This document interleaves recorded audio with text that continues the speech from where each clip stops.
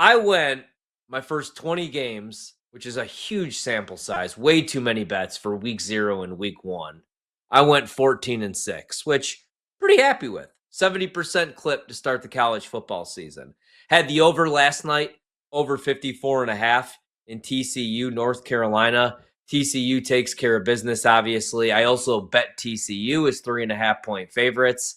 I would have made the number closer to 6. I thought it was insane when people were coming on the network or talking on their own respective shows about how North Carolina at 7.5 was worth a bet to the over on the win total. I thought it was insanity that in a conference that features the Clemson Tigers, the Miami Hurricanes, the SMU Mustangs, hell, the Pitt Panthers, right? That people were going to waste their money when they could donate it to a charity, get a good haircut, buy some new Jordans, go see Oasis. Oasis is back. Why would you waste your money on North Carolina to win the ACC? Bill Belichick, did everybody forget about the last couple of years in New England after Brady left? And I'm not saying Brady made Bill. Bill is he might be the best coach of all time. Probably is the best NFL head coach of all time. But Bill is pushing 80 years old. Bill is clearly going through some things where his girlfriend is younger than my sister, right? So I was out on North Carolina, and I don't know why people were so shocked that it looked so bad last night. And you know what's funny? It's not like this is some crazy rebuild at North Carolina. Look at the pro prospects they've been churning out the last couple of years. Marion Hampton's about to be a stud. Could win Offensive Rookie of the Year, right? Drake May should have a solid season. Starting quarterback of the New England Patriots. North Carolina, they're a basketball school, but they've had some solid seasons. Now that Mac's gone, it's not going to get any better. And that was an embarrassment last night. All Bill's buddies were there, national. And you know what made it even worse for Belichick? Standalone game, holiday weekend, Labor Day weekend, right? Monday. We're all watching. There's only one game. That was the worst part. We couldn't turn it off. There was nothing else. And then, because I'm a sicko, I had to stay up late night here on the East Coast and see the press conference. Because what's Bill famous for? Great defenses, Super Bowl rings, being maybe the greatest coach of all time, but also being a complete crab ass, especially to reporters after a loss. Hell, after a win, he's crabby. And now you go from, hotshot NFL reporters or whoever's on the beat in New England out in Boston to college kids. That's what I was thinking about is years ago, I covered Northwestern basketball and football. And I was talking to Chris Collins during hoop season and Pat Fitzgerald during the college football season, and it was a fun job. It was easy because those were good guys, in my opinion. Imagine, Bill, after getting clobbered 48-14 to Sonny Dykes and TCU. He actually wasn't as bad as I thought. But I just imagine being like a 19, 20-year-old student reporter. Excuse me, Mr. Bill Belichick. Guy's got he's got his Super Bowl rings on. He's clearly, like I said, I was going to say he's going through a midlife crisis, but he's way past midlife, man. And his girlfriend's like 24. I try not to pay attention to these TMZ type headline things, but when it's Bill Belichick, and like I said, his girlfriend is younger than me, you start to raise an eyebrow. Like, this is going to be a disaster. They were supposed to do some Hard Knocks type documentary. She shuts it down. She's shutting down interviews. They're trying to right now. And I don't even know that all of this is true. But I think it is. They're trying to trademark Gold Digger, like an apparel brand. I don't know. But if you're a North Carolina fan, you got to be pissed because you could have had so many Summerall. There were some good head coaches that would have accepted that job. That's a slam dunk of a job, in my opinion. And you go with Bill Belichick. And that's where I think a lot of these colleges, man, F up. Right? You go after the big name. Go after I don't know, a GJ Kinney. Or right? A coach, a head, one of these, Lashley, any of these guys, man. Summerall, like I said. I think it's insane to go after Bill Belichick, who's pushing, like I said, 80 years old. Just because, hey, we're going to sell tickets. The boosters are going to love this hire. ESPN's going to love this hire. We're going to get a standalone national game on a holiday week. but the product's not great, and I don't think it's going to get any better. I know that's a 1-game sample size, but that was TCU. I don't think it gets better for North Carolina. But I did have the over, and I did have TCU. So there was a couple winners. Unfortunately, I had to go against my own squad. I said I wasn't going to do it, but when it got back to 3, I had to bet Miami. And this isn't a knock on Notre Dame. And Brandon, I want to get your thoughts on this here in a second too, because you were really upset. I was actually, even though my team lost, it's almost like this year they're like playing with house money, because I think they win double-digit games and go to the playoff. That's the benefit of not being in the playoff or being in the conference. We're talking about Notre Dame, by the way. But also, I was watching a Dave Matthews Band stream, and Goose opened up. So those are my two. That's like Zeppelin opening up for Hendrix back in the day, or vice versa.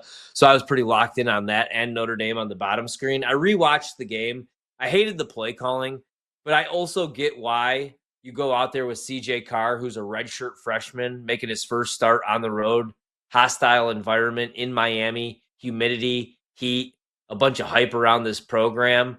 But like, I get why they came out and wanted to have him complete some early passes, some quick throws, but you got to get the ground game going with Jeremiah Love. You have 3 really good backs. You have Jadarian Price, and then you have Williams as well. I know he's more of a pass catcher out of the backfield.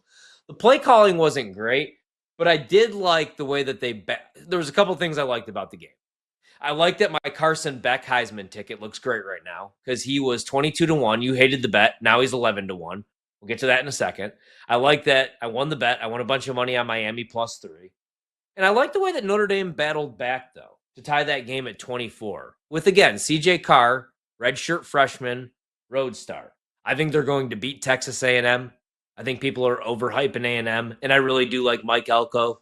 I think he'll get that program back on track. I worry about USC. That's the team that worries me, who I'm not going to get to them tonight, but they covered as 35.5-point favorites and hung 70 points. It was like a video game. They worry me. But I think at worst, basement, floor, whatever, 10-2 season for Notre Dame. They're going to be very good. Not going to overreact. I give them credit. That's a tough game to schedule week 1. But Miami looked good, dude. They got athletes. And I feel like Mario Cristobal, who I think is the issue, the guy could recruit. And the guy could hit the portal, but can he coach the talent? He's like in the booth. He's a head coach in the booth. And I love the hire they made at defensive coordinator, bringing in Minnesota's defensive coordinator, Corey Heatherman. Guy's a stud. Like last year, they were 15th, top 15 nationally defensively. So Miami looked good. I think they're for real in the ACC, dude. If anybody's going to challenge Clemson, I think it's them. But I'm fine with Notre Dame. I think they're going to be good, dude. And I was happy the way that they battled back. But yeah, the play calling pissed me off a little bit. Not the best coaching job from Marcus, but I feel good about them still. What say you? Yeah, look, I think Notre Dame beat themselves in that game. I was not impressed with Miami, and I know people are going to be like, "Oh, well, you're a Notre Dame fan, you're a homer." That's not the case, because if Miami looked good, and if Miami looked like if Carson Beck looked like a quarterback that was going to be a Heisman candidate, I would have said, "Hey, look, I was wrong in this look." But he didn't. He wasn't. He had the same game that CJ Carr had. CJ Carr actually passed for more yards. I think Carson Beck had one more completion, same amount of attempts almost, I think, as well. So for me, I watch him throw off of his back foot, make a poor decision to throw off of his back foot, and he just gets bailed out by a wide receiver who makes an incredible play. Maybe the catch of the year already in week 1. Odell Beckham style in front of a defender that was just waiting to pick the ball off. Was a terrible decision by Carson Beck. And then when you look at the play calling of Notre Dame in the first half, you and I were texting during the game. Like, I could not believe, I tweeted out 3 times, run the damn ball, because you're not trying to establish the run. You have one of the best running back rooms in the entire country, maybe the best running back room in the entire country, and you weren't utilizing that. You weren't setting Carson Beck up for success with your play calling. All of these dump routes, all of these screen routes, in which they knew was coming, which is why they got that game-winning interception, was because they knew it was coming. You kept going back to the same well. I was having Matt Eberflus type freaking flashbacks of watching the Bears a couple years ago, running the same routes over and over and over again. I I didn't like the play calling. I didn't think it set them up for success. But that being said, I'm with you. I think Notre Dame is going to be just fine because I think they played that game, and that was maybe the worst Notre Dame you're going to see all year. And I think that's a good thing. The problem for Miami last year, because they start 9-0, they have Cam Ward, right, who is the best pro prospect, at least in college last year. He goes number 1 overall. And their issue last year down the stretch was the defense. But that defense for Miami looked much improved this year. I mean, you give up 24 points, and still, CJ Carr on the road, first start as a redshirt freshman, like you said, looked pretty good, dude, and played good enough to win that game. 19 of 30 passing for Carr, 221 yards, 2 touchdowns, 1 pick. They couldn't get the ground game going with Jeremiah Love. He only had 10 carries for 33 yards. His longest of the night was an 8-yard run. Jadarian Price, much more efficient, 6 for 45 on the ground. Carr himself had 11 for 16. His longest of the night was a 13-yarder. And then Carson Beck, the reason that he went from 22-1 down to 11-1. 20 of 31. Last year, he had issues with interceptions at Georgia, double-digit picks. And week 1, took care of the football. 2 touchdowns, no picks, 205 yards, played a clean game. They also had a balanced rushing attack. Mark Fletcher Jr. had 66 yards on the ground, 15 carries, and Charmar Brown had 15 carries for 54 yards. So I really like what I saw from Miami. Malachi Toney, what a stud. 6 grabs for 82 yards, 1 touchdown. CJ Daniels came over in the portal, who I talked about all summer, 5 for 46 and a touchdown. They look damn good, but I do think Notre Dame's going to be just fine. I thought Arch was a little overhyped coming into the season. I don't think he's the best quarterback in the SEC. I like Garrett Nussmeier. He needed to prove to me that he could win in the big game. He did that this weekend. More on that later. And then I love Lenora Sellers. This is why I had to bet him to win the Heisman. My concern, can South Carolina do what they did to close out the season last year? Win 7, 8 straight games, win 9 games like they did last year. They just missed out on the playoff. Maybe they can. They have the best edge rusher maybe in college football, and Lenora Sellers is a video game. He's a freaking video game. So his Heisman odds went from, I think, the best price, 18-1, down to 10-1. He has the second best odds right now to win the Heisman, Lenora Sellers. If you were listening to the show in June, we were giving this out at 22-1 and 18-1. Garrett Nussmeier is now the favorite to win the Heisman with that win over Clemson, going head-to-head against Cade Klubnik, who we'll get to here in a second as well. Nussmeier 8-1, Sellers 10-1, Carson Beck, who we talked about earlier, 22-1 down to 11-1, and then Cade Klubnik, he's 14-1. As disappointing as Arch was week 1, I was a little more disappointed in Cade. Missed some throws. Now, I still love Cade Klubnik. I think he should be a top 3 quarterback in the draft. Maybe number 1 overall. We don't know yet. We still got a lot of season to go. He's a solid athlete, can use his legs, can make the throws. And what I liked about Clemson coming into the year, they had 3, 4 wide receivers that I really liked that could create separation. And that's been their issue the last couple of years. But then I'm watching that game and I'm like, man, it's just Dabo's done a great job creating this roster, coaching this roster. I like the Tom Allen hire as defensive coordinator. But they went from not having a receiver that could create separation to now not having a running back that could rush for 4 or 5 yards per carry. There is no Phil Maffa, right? There is no Will Shipley. And that's why they lost that game against LSU. They couldn't get anything going on the ground. So, I don't know. I wanted to see a little bit more from Cade. He disappointed me a little bit. Maybe now is a good buy low spot on him to win the Heisman. I'm not going to do so, though, at only a 14-1 or 16-1 price. Not going to bet Sellers when you could have had a better number. Not going to bet Nussmeier when you could have had a better number. And then I got this tweet from Tim, and that's why I want to bring up Arch. And here's where we'll bring up Arch. Is now a good time to buy low on Arch in Texas? Maybe on Texas. I didn't see enough. But I'm going to say no on Arch, man. Right? From 8-1 down to only 14-1. Now, granted, I don't want to just crush Arch because that Ohio State defense is damn good. They're the defending national champs. They have the best safety in college football in Caleb Downs. And I thought there was going to be this huge downgrade losing Jim Knowles, who I love, and he's now the defensive coordinator at Penn State, to Matt Patricia, because Matt Patricia was kind of a clown as an NFL head coach in Detroit. and he's always got like crumbs in his beard, and he looks like a little bit like a slob. But hey, he's got a little bit of a glow up. He looks better these days. And what we forget sometimes is just because it didn't work out at the pro level, see Chip Kelly, doesn't mean these guys with their NFL knowledge, their ball knowing, that they can't go to the college level and do a really damn good job. And Matt Patricia in that game coached a masterpiece, called a masterpiece as a defensive coordinator. I didn't really see that much of a drop off. Even though that Ohio State defense lost some talent, they looked damn good.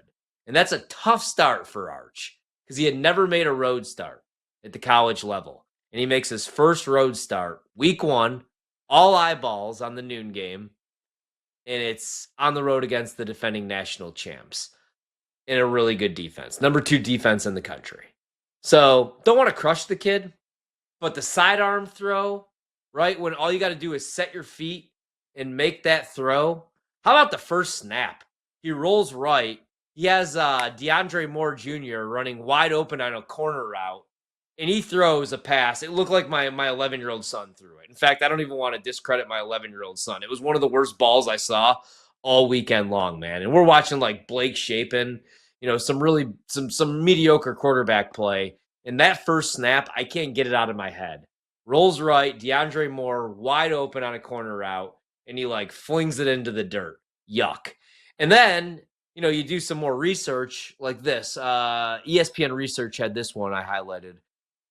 Eli, that's what he looked like at times. Arch was 0 for 5 on passes 5 or more yards down the field over the first 3 quarters of that football game.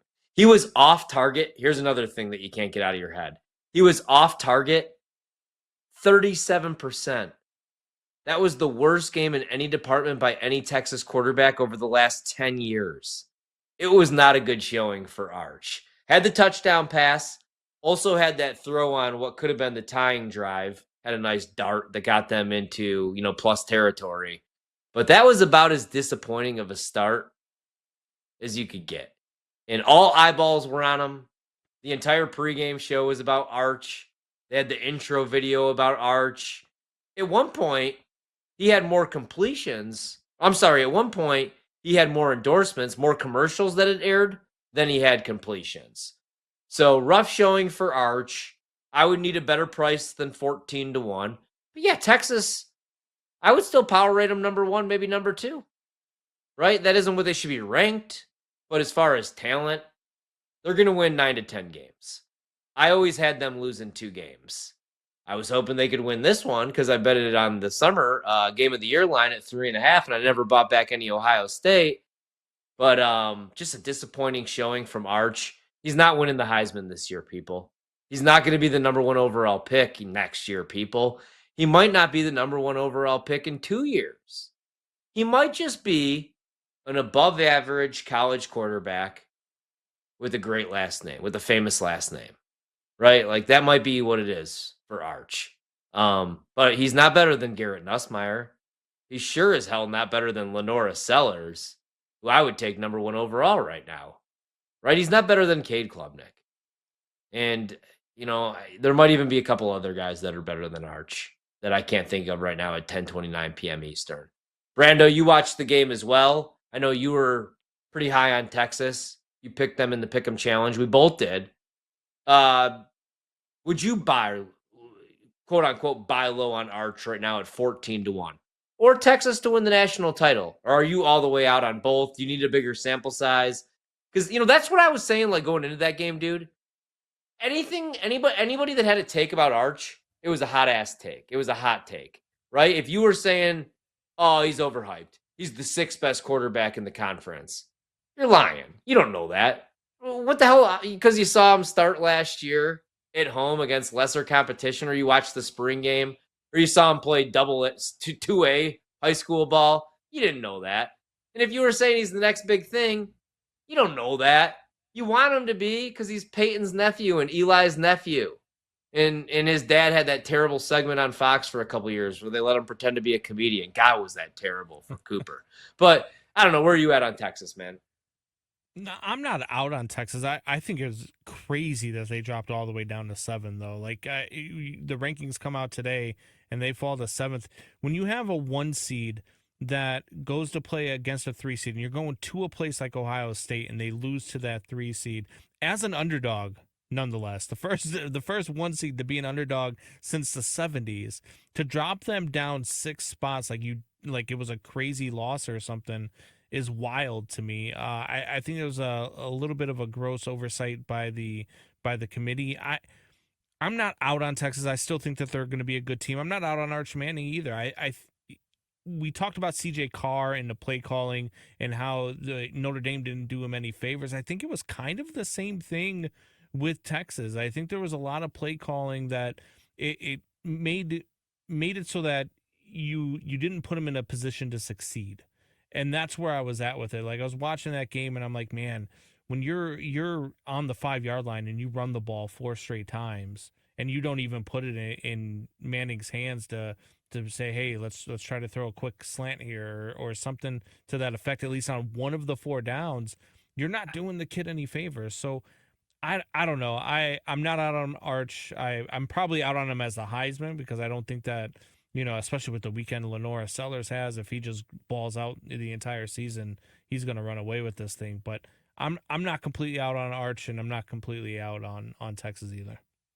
I can't fault Sark for the game plan, to be honest, man. And I know that there's people that aren't fans of the play calling, but I think especially the second down play calls, 2nd and 10, 2nd and 8, when he's running the ball, draws, I think that's very telling. I don't think that he trusts Arch, and I don't think that he trusts that Arch can make the throws. Everybody crushed Sark last year when Ewers was struggling, and he was like, no, Quinn's our guy.